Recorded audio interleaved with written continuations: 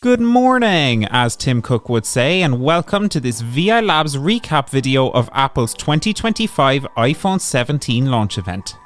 Well, I say iPhone 17, but Apple actually announced a whole range of new products, including new AirPods, Apple Watches, and a whole new range of iPhones in the form of the iPhone Air. There's a lot to cover, so sit back, relax, and let's start off where Apple started off, with AirPods. Apple have announced the AirPods Pro 3, which naturally enough are getting better sound, better active noise cancellation, and a number of interesting new health features. The new and improved active noise cancellation is aided by redesigned ear tips, which are now available in 5 sizes.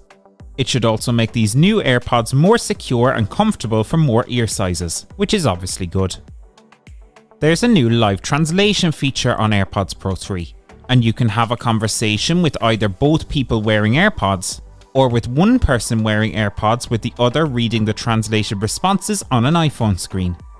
The new AirPods will be able to track your heart rate during workouts, and you'll be able to start workouts using the fitness app on iPhone for the first time.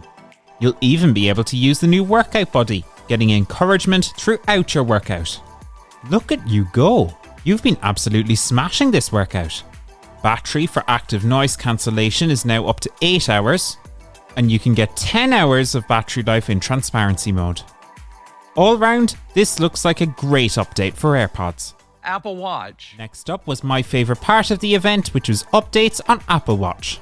Apple recapped all the ways that their watch can be useful, before finally getting to the interesting bits, starting off with the Apple Watch Series 11. It's thinner, has stronger glass, and as is the case with most Apple Watch upgrades, there are improvements to the health features. The biggest upgrades come for heart health and sleep. Apple Watch will now be able to check for high blood pressure or hypertension. This will be monitored continuously by Apple Watch, and you'll receive a notification if something seems off, similar to how things work with atrial fibrillation. All results will be visible through the Health app on iPhone. A really cool and potentially life-saving feature. Next, we're on to sleep. Apple gave us a rundown on the importance of sleep, but also the quality of sleep, which is why they're introducing a new feature called Sleep Score. This is something other devices like Fitbits and Whoops have had for a while. You'll be able to check your sleep score on Apple Watch, and like most other health features, you can also track it in the Health app. Very cool. The Series 11 gets up to 24 hours of battery life, which is nice. And it comes in a variety of colours, which might be important to the style gurus among you. There are also a whole new variety of coloured bands, so you can customise your Apple Watch however you'd like. Overall, a solid update with very little to complain about. What more could you want, really?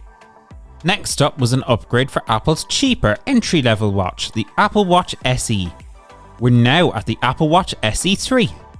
The always-on display comes to Apple Watch SE for the first time, as do the wrist flick features, which make Apple Watch more intuitive to use. The body temperature sensor is making its way to the SE, which will enable retrospective ovulation estimates. Important stuff and great to see. You can play media through the speaker on the watch now, which I probably wouldn't recommend in fairness, but it's still handy to have. The screen is also slightly stronger, and with a really compelling price point of €269 here in Ireland, the Apple Watch SE 3 is looking like a really solid product. Great job, Apple. Finally, on the Apple Watch front, it was on to the Apple Watch Ultra 3. It's now got a brighter screen, and thanks to reduced border size, the screen is also bigger, which is fantastic. There's 5G support, which interestingly is also coming to the standard Series 11, with the Apple Watch Ultra also able to connect to satellites, so you can send an emergency message if you need to. There's a 42-hour battery life, which is the most ever on an Apple Watch, and there's a variety of colours and bands available, so you've lots to choose from. Overall, a solid upgrade for Ultra. So much so that I even personally ordered one to replace my old Series 5. We'll probably have a review in the Tech on Tap newsletter, so be sure to subscribe on vi.ie. After the Apple Watch, it was on to iPhone, starting with the iPhone 17. The iPhone 17 is available in a number of new colours, which is nice, with the design staying relatively close to the iPhone 16. The screen is slightly bigger though, it's 6.3 inches, which a lot of people will probably like. The screen is also getting the Pro Motion display and will now be able to go up to 120Hz. I know that sounds fancy, but basically it just means things on the screen will be a bit smoother. That's all. The screen goes up to 3000 nits of brightness, which is very bright.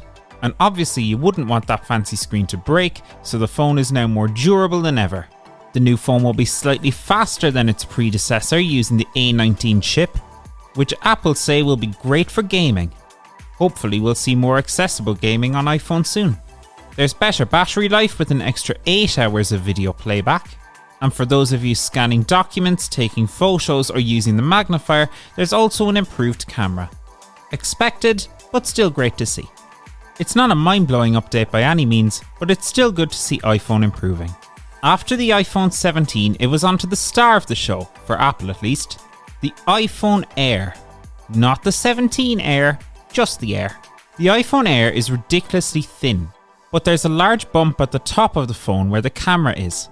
It's got a 6.5-inch screen, with much of the space for the device being taken up by the battery.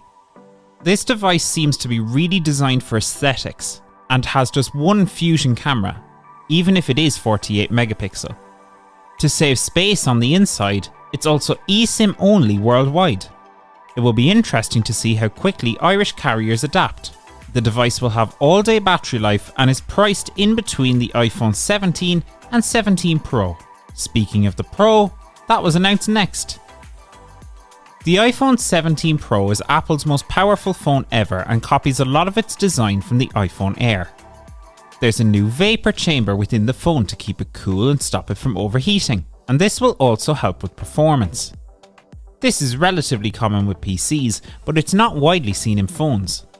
The iPhone 17 Pro has 3 48 megapixel cameras, which is really good, and it can maintain higher details at higher zoom levels, which will be great for magnifier users. Center stage also comes to the front camera on the new phones, making it easier for you to stay in the frame. There's a new 2TB storage option for the first time, but it's only available on the iPhone Pro Max model. It also costs nearly €2,500, so you know. But costs aside, decent upgrades I suppose. If you were looking to get high-end phones, you're not going to go far wrong. And that's it. Thanks for watching this VI Labs recap of Apple's 2025 iPhone 17 event. For more technology content like this, be sure to subscribe to the VI Labs YouTube channel and sign up for our Tech on Tap newsletter, which is linked to the video description. Thanks for watching, and we'll see you next time.